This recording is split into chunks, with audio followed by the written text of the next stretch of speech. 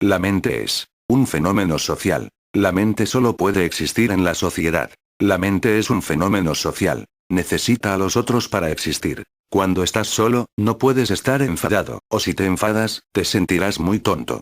Cuando estás solo, no puedes estar triste, porque no tienes una excusa. Cuando estás solo, no puedes ser violento, porque se necesita al otro. No puedes hablar, no puedes seguir charlando.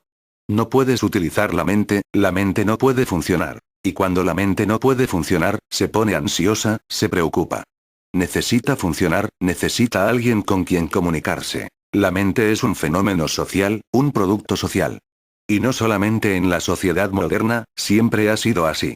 Incluso en los tiempos antiguos, cuando un buscador se retiraba al bosque, estaba ansioso, estaba preocupado, al principio estaba deprimido. La diferencia no está en la mente. La diferencia está en la paciencia. La mente sigue siendo igual, moderna o antigua, pero en los tiempos antiguos, la gente era más paciente, podía esperar. Tú no eres paciente. Ese es el problema. Ellos no eran conscientes del tiempo y tú eres consciente del tiempo. En la antigüedad, en el mundo antiguo, especialmente en Oriente, no había conciencia del tiempo. Por eso, los relojes de pulsera y de pared no se inventaron en Oriente.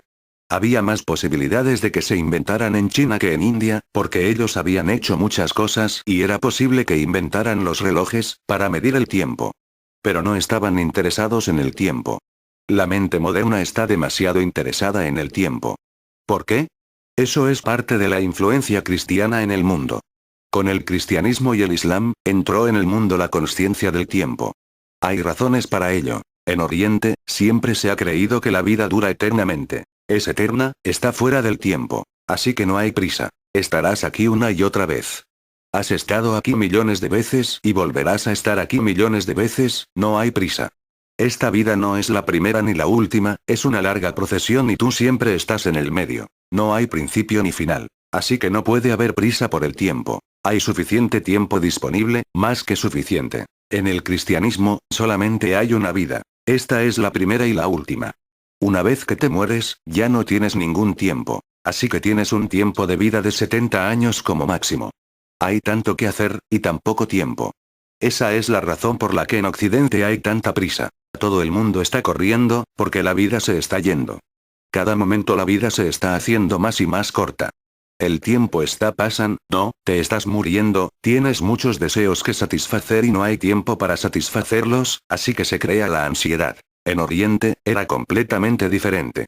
En una de las escrituras tibetanas se dice que incluso si tienes prisa, ve despacio. Aunque tengas prisa, ve despacio. Se dice que si corres, nunca llegarás. Si te sientas, puedes llegar, pero si corres, no lo conseguirás. Una procesión eterna, muchas vidas, millones de vidas, suficiente tiempo. La paciencia era posible.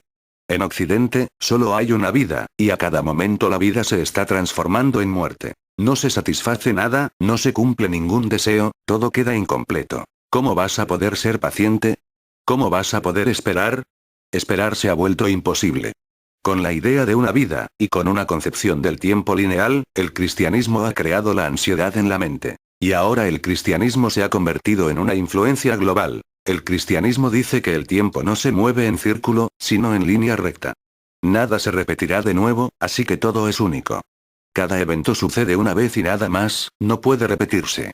No es un círculo. No es como una rueda de carro que se mueve, donde cada radio volverá de nuevo, donde una y otra vez se repetirá el mismo radio. En Oriente, el tiempo es un concepto circular. Se mueve en círculo exactamente igual que las estaciones. Viene el verano y luego volverá a venir. Siempre ha sido así y siempre lo será. Y el concepto oriental está más cerca de la verdad que el concepto occidental, porque todo movimiento es en círculo. La Tierra se mueve en círculos, el Sol se mueve en círculos, las estrellas se mueven en círculos, la vida se mueve en círculos. Todo movimiento es circular. Así que el tiempo no puede ser una excepción. Si el tiempo se mueve en círculos. El concepto lineal del tiempo es absolutamente erróneo. Por eso, en Oriente, nunca nos ha interesado la historia. Nos han interesado los mitos, pero nunca la historia. La historia fue introducida en el mundo por Occidente. Por eso, Jesús se convirtió en el centro de la historia, en el principio del calendario. Seguimos midiendo el tiempo con antes de Cristo y después de Cristo. Cristo se convirtió en el centro de toda la historia, la primera persona histórica. Buda no es histórico, Krishna no lo es en absoluto. Nunca podrás estar seguro de si Krishna existió o no, si todo fue tan solo una fábula o verdadera historia. Pero Oriente nunca se ha preocupado por ello. Ellos dicen que todo es una fábula, que ha sido contada muchas veces y será contada una y otra vez. No hace falta preocuparse por los hechos, porque los hechos son repetitivos. Es mejor preocuparse por el tema, no por los hechos. Así que quizá no puedas comprender muchas cosas.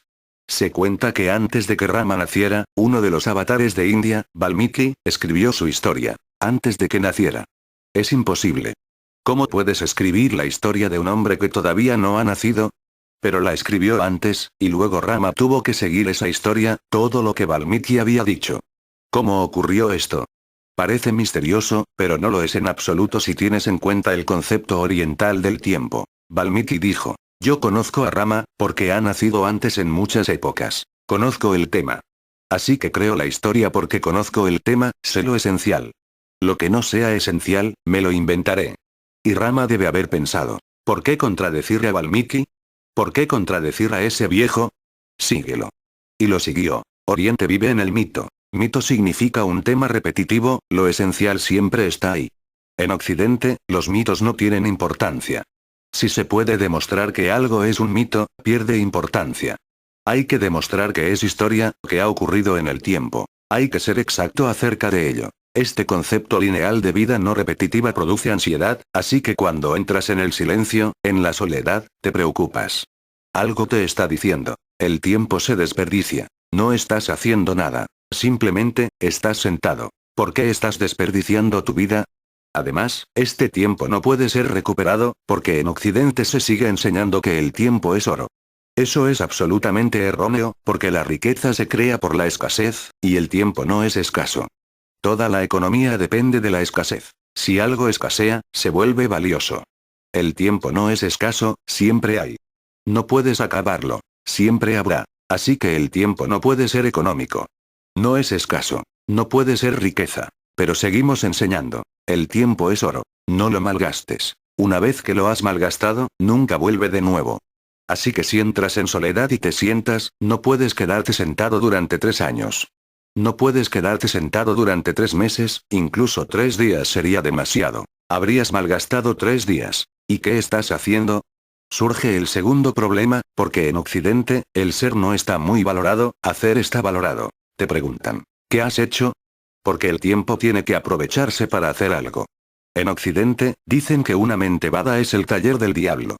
Y tú lo sabes, tu mente también lo sabe, así que cuando estás sentado solo, te da miedo. Estoy malgastando el tiempo, no estoy haciendo nada, sigues cuestionándote a ti mismo. ¿Qué estás haciendo aquí? ¿Solo sentarte? ¿Malgastando el tiempo? Como si simplemente ser fuera un desperdido.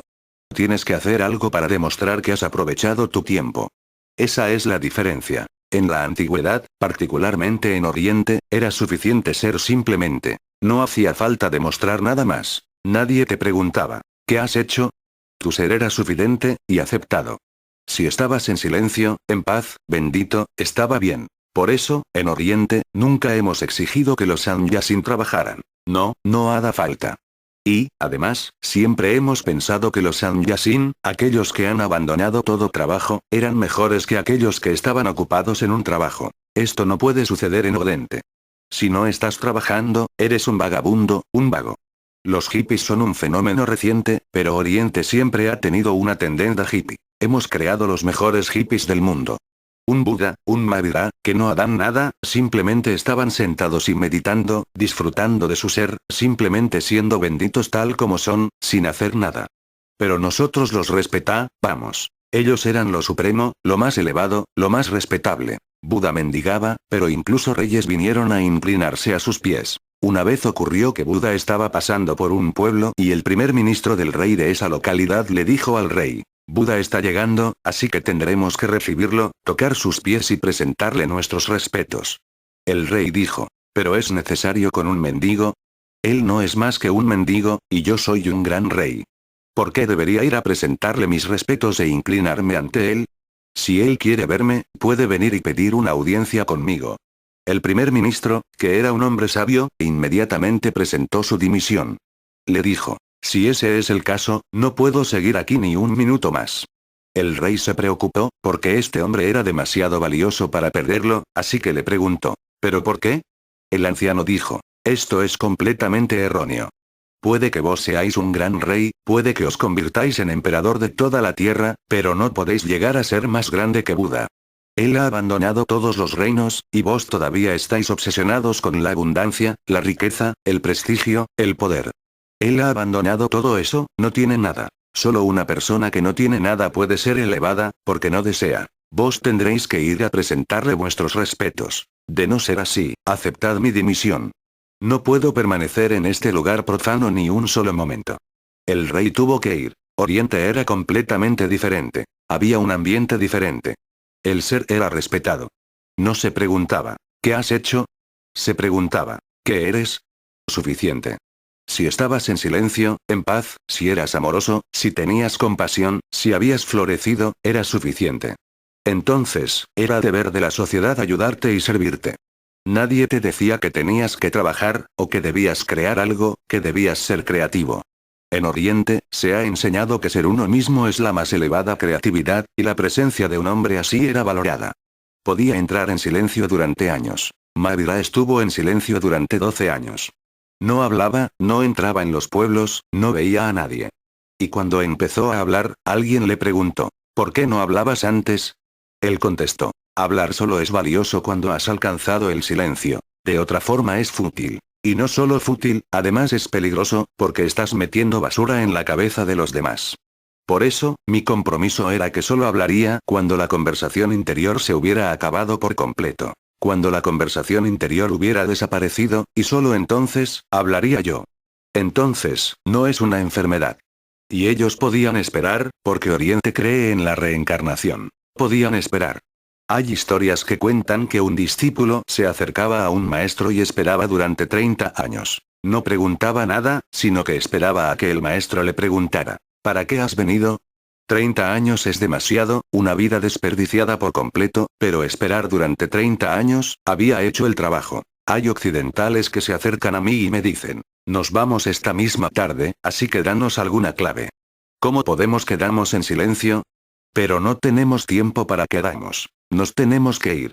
Están pensando en términos que les son familiares, café instantáneo, así que creen que debe haber alguna meditación instantánea, una clave que yo les puedo pasar y se acabó. No, no hay ninguna clave. Se trata de un largo esfuerzo, de una profunda paciencia.